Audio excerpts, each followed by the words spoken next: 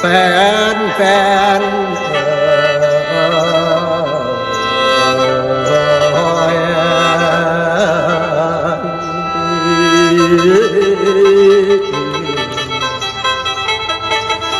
เราอนาดอนตอนยามแลงนั่งไต้ห่มกกสะแบงมีลมแรงให้พัดผ่านไปได้หนอแนมลงทงความการด่านลมหัวกุดผัดไงกุมยิงเป็นปุ่มใครใส่ตา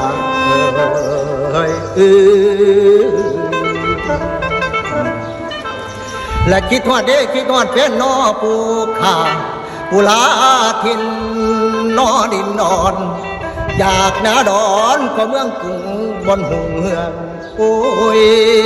นเมืองฟ้าลาลืมเถียงนาละวอน้องลืมหน้าน้องแล้วสันติลืมละวอตั้งแต่กี้เอาเคยเกี่ยวอย่างลาดกัน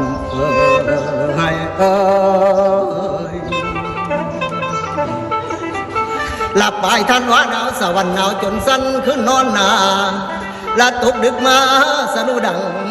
ได้นั่งฟังโอ้ยคือเคียงนอนและหนาวกลางคืนหัวลมลองนั่งบังปองร่มเข่าใหญ่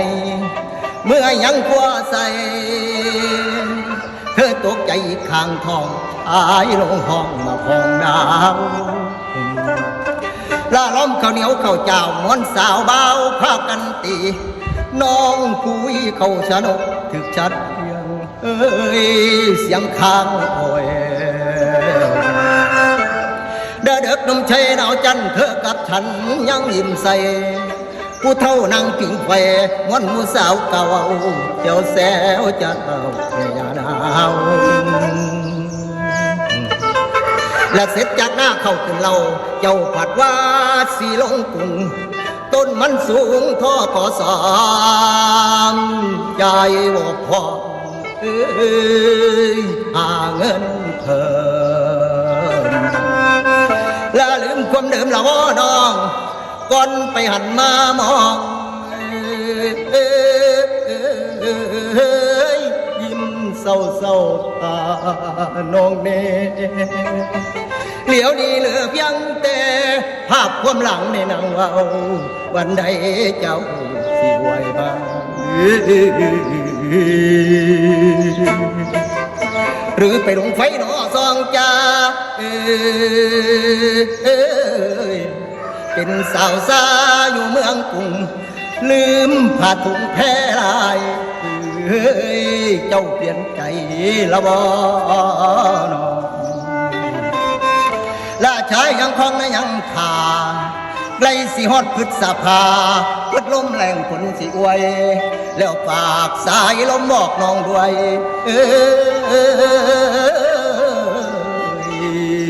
ให้มาช่วยขอหุดนาสัญญารอ